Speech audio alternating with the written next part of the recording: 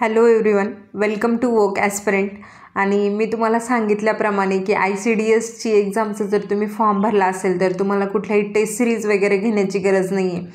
जो टेक्निकलचा पार्ट आहे त्याचे जेवढेही इन्फॉर्मेशन असतील, त्यातले कायदे असतील, त्याच्यानंतर पोषण अभियान असेल, योजना असतील, या सगळ्या मी तुमच्या कवर करून घेईल असं मी तुम्हाला सांगितलं होतं. आणि एक्झाम जी आपली ती जानेवारीमध्ये तर होणारच नाही. खूप चान्सेस आहे की आपली एक्झाम जी ती फेब्रुवारीमध्ये राहील. तर मी ट्राय करते की तुमच्याकडून जास्तीत जास्त टेक्निकलचा सराव जो आहे तो करून घ्यायचा. मी तुम्हाला सांगितलं होतं की मी तुमच्यासाठी जे ते कायद्यांशी रिलेटेड जे ते व्हिडिओ जे ते घेऊन येईल, त्यातून जेणेकरून तुमचे जे कायदे ते एकदम कमी वेळेत आणि चांगल्या प्रकारे जे ती तुम्हाला इन्फॉर्मेशन जी येते त्या कायद्यांची भेटेल. तुम्हाला सांगितल्याप्रमाणे मी सती प्रतिबंध कायदा, विधवा पुनर्विवाह कायदा, बाल न्याय अधिनियम, गर्भपात कायदा, डोमेस्टिक व्हायलन्स, त्यानंतर राईट टू एज्युकेशन ॲक्ट हे जे ते आपण कवर केले ऑलरेडी. त्यानंतर मातृत्व लाभ कायदा, 7 ते 8 व्हिडिओ जे ती आपण ऑलरेडी अपलोड केले. आणि तुमच्या सगळ्यांचं खरंच थँक्यू तुम्हा सगळ्यांना की तुम्ही देखील त्याचा चांगला रिस्पॉन्स भेटतो आहे. चांगलं तुम्ही माझ्या व्हिडिओला चांगल्या प्रकारे प्रतिसाद देत आहेत. आणि मला खरंच म्हणजे आनंद होतो आहे की माझ्या कुठल्या तरी प्रयत्नाने तुम्हाला जो आहे तो फायदा होतो आहे. कमेंट सेक्शनमध्ये तुम्ही ॲप्रिशिएट देखील करतात, कमेंट असतात की याचा फायदा होतो आहे किंवा क्वेश्चन जे आहे ते चांगले. आणि थँक्यू सो मच. बरेच जण आहेत ते कमेंट वगैरे नाही करत, पण मग तुम्हाला कमेंट जरी नसेल करायची तर व्हिडिओला जे ते लाईक करत जा, सबस्क्राईब करून ठेवा. तर आजचा जो आपला पुढचा कायदा आहे तो आहे लैंगिक गुन्ह्यांपासून बालकांचे संरक्षण 2012. तर मी तुम्हाला प्रत्येक कायद्यामध्ये जे ते स्लाईडमध्येच त्या कायद्याचं इंग्लिशमध्ये जे नाव आहे ते पण मेन्शन करत असते, पण आज जे ते करायचं राहिलं आहे. तर या कायद्याला शॉर्ट फॉर्ममध्ये त्याचं संक्षिप्त रूपामध्ये त्याला पॉक्सो ॲक्ट असं म्हणतात. तर याचा फुल फॉर्म आहे protection of children from sexual offences 2012. मी प्रत्येक वेळेस तुम्हाला इंग्लिश नाव किंवा त्याचं शॉर्ट फॉर्म याच्यासाठी सांगते. बऱ्याच वेळा कधी जे ट्रान्सलेटर असतं ते जसेच्या तसं ट्रान्सलेट करतं, म्हणजे तुम्हाला मराठीमध्ये मिनिंग न भेटता त्याचंच डायरेक्ट इंग्लिशमध्ये ते जसेच्या तसं जे ते कॉपी केलेलं असतं. त्यामुळे तुम्हाला त्या कायद्याचं मराठी आणि इंग्लिश नाव जे ते माहीत असणं गरजेचं आहे. तर आजचा आपला जो या कायद्याचा पहिला प्रश्न आहे तो आहे लैंगिक गुन्ह्यांपासून बालकांचे संरक्षण कायदा कोणत्या वर्षी जो आहे तो लागू करण्यात आला. तर 2012 या वर्षी जे आहे ते पॉक्सो हा ॲक्ट जो आहे तो लागू करण्यात आला होता. पॉक्सो कायद्यानुसार बालकाची व्याख्या कोणत्या वयोगटासाठी लागू आहे. तर 18 वर्ष फक्त याच कायद्यासाठी नाही, दुसरा कुठलाही कायदा असता, काल जो आपण शिकलो होतो राईट टू एज्युकेशन 2009 किंवा त्याच्या आधी बाल न्याय अधिनियम शिकलो होतो. बालकाची व्याख्या हीच आहे. कुठल्याही कायद्याअंतर्गत जर तुम्हाला एखादा कायदा दिला आणि विचारलं की या कायद्याअंतर्गत बालकाची व्याख्या काय, तर जेही कोणी ज्याचं वय 18 वर्षापेक्षा कमी असेल त्याला जे ते बालक असं मानलं जाईल. पॉक्सो कायद्यानुसार प्रकरणांची जलद गतीने सुनावणी कोणत्या न्यायालयामध्ये होते. तर यासाठी जे ते हा एक गंभीर मामला आहे की छोट्या मुलांची जे ते सेक्शुअल ऑफेन्स वगैरे होणं, यासाठी जे ते विशेष न्यायालय असतात आणि त्या विशेष न्यायालयांमध्ये जलद गतीने सुनावणी जी येते या संबंधीची जी येते होत असते. पॉक्सो कायद्यातील विभाग 23 म्हणजे या कायद्यातील आर्टिकल किंवा कलम जे येते त्याबद्दल बोलतो आहे की पॉक्सो कायद्यातील कलम 23 कशाशी संबंधित आहे.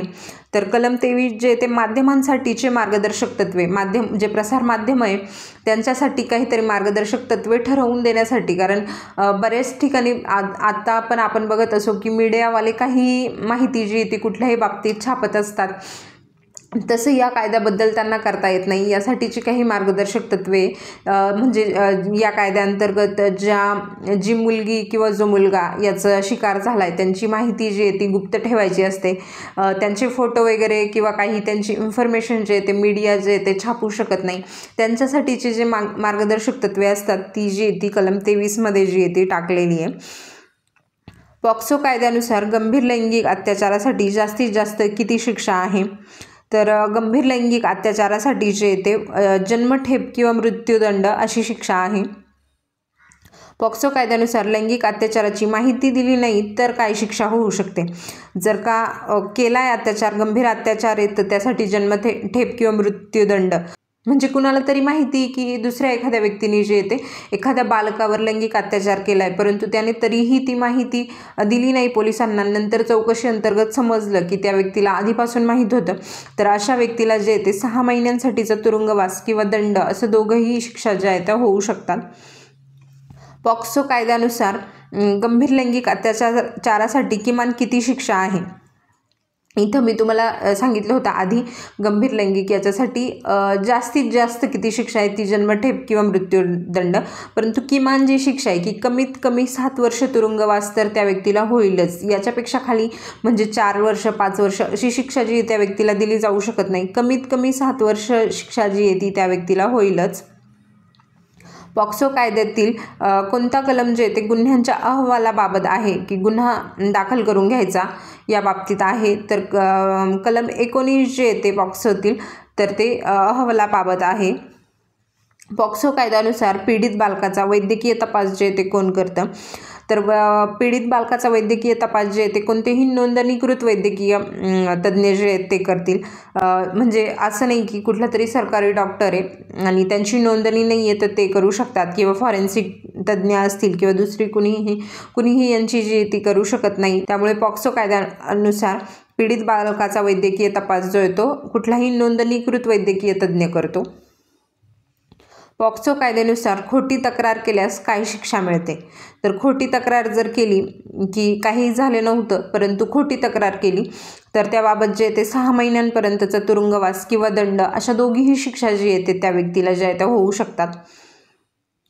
पॉक्सो कायद्यानुसार पीडित बालकाला कायदेशीर मदत कोण पुरवतं? तर जिल्हा कायदे सेवा प्राधिकरण जे येते पीडित बालकाला जे ते कायदेशीर मदत पुरवतं. कायदेशीर मदत म्हणजे त्याला जाऊन रिपोर्ट करणं किंवा दुसऱ्या एखाद्या गोष्टी असतील कायद्याच्या बाबतीत की त्याला माहिती वगैरे देणं, याबद्दलची जी माहिती ती जिल्हा कायदे सेवा प्राधिकरण पुरवतं. पॉक्सो कायद्यानुसार विशेष बाल पोलीस युनिटचे कार्य काय आहे? तर विशेष बाल पोलीस युनिट जे पॉक्सो कायद्याअंतर्गत तर त्यांचं जे ते बालकाशी संवेदनशील तपास हाताळणे, म्हणजे बालकाला असे काहीतरी उलटे प्रश्न करणं किंवा त्याच्यावरती दबाव आणणं हे सोडून जे संवेदनशील म्हणजे हळूवार गतीने केलेला तपास, म्हणजे तुम्ही समजू शकतात की विशेष बाल पोलीस जे ते बालकास संवेदनशील तपास हाताळणे याच्या संबंधीचे कार्य करतात. पॉक्सो कायद्यानुसार बालकावरील अत्याचाराची तक्रार कोण करू शकतं? तर ही तक्रार जी अशी कोणतीही व्यक्ती जिला माहिती आहे की त्या बालकासोबत जे ते अत्याचार झाला आहे अशी कोणतीही व्यक्ती जी आहे ती तक्रार नोंदवू शकते. पॉक्सो कायद्यानुसार पोलीस अधिकाऱ्याने प्रकरणाची माहिती दिली नाही तर त्याला काय शिक्षा होऊ शकते? तर 6 महिन्यांचा तुरुंगवास किंवा दंड. साधी कुठली व्यक्ती तिने जरी असं केलं तरी तिला देखील 6 महिन्यांचा तुरुंगवास आणि दंड अशा दोन्ही शिक्षा होतात. पोलिसांच्या बाबतीत देखील सेमच आहे. पॉक्सो कायद्यानुसार पोलीस स्टेशनमध्ये बालकाला चौकशीसाठी बोलावता येते का? तर बालकाला जे ते पोलीस स्टेशनमध्ये बोलवता येत नाही. कुठल्याच कंडिशनमध्ये जे ते बालकाला पोलीस स्टेशनमध्ये बोलवता येत नाही. पॉक्सो कायद्यानुसार बालकाची ओळख गोपनीय ठेवण्याची जबाबदारी कोणावरती असते? पोलीस, माध्यमे, विशेष न्यायालय. तर या तिघांवरती देखील बालकाची जी ओळख आहे ती गोपनीय ठेवण्याची जबाबदारी असते. पॉक्सो कायद्यानुसार कोणत्याही बालकाची ओळख कशासाठी गोपनीय ठेवली जाते? बालकाचं जे मानसिक आरोग्य आहे ते टिकवून ठेवण्यासाठी जे येते त्याची ओळख जी आहे ती गोपनीय ठेवली जाते. पॉक्सो कायद्यानुसार कोणत्या प्रकारचे गुन्हे जे ते समाविष्ट आहे? लैंगिक छळ किंवा पॉर्न वगैरे दाखवणं छोट्या मुलांना, या गोष्टी ज्या आहेत त्या या कायद्याअंतर्गत गुन्हा मानल्या जातात. पॉक्सो कायद्यानुसार गुन्ह्यांचे निराकरण किती वेळेत करणे जे ते अपेक्षित आहे? 3 महिने, आणि जर दिवस दिले असतील ऑप्शनमध्ये तर 90 दिवस किंवा 3 महिने, किंवा नाही म्हणता येणार 3 महिन्यांमध्ये ऑप्शनमध्ये आलं तर 3 महिने, जर दिवसांमध्ये आलं तर 90 दिवस. पॉक्सो कायद्यानुसार बालकांना पुनर्वसन कोणाद्वारे प्राप्त केले जाते? तर बाल कल्याण समितीद्वारे जे ते पुनर्वसन जे ते प्रदान केले जाते बालकांना. तर आपल्या इथे जे ते 20 क्वेश्चन जे ते डिस्कस करून झालेले आहेत.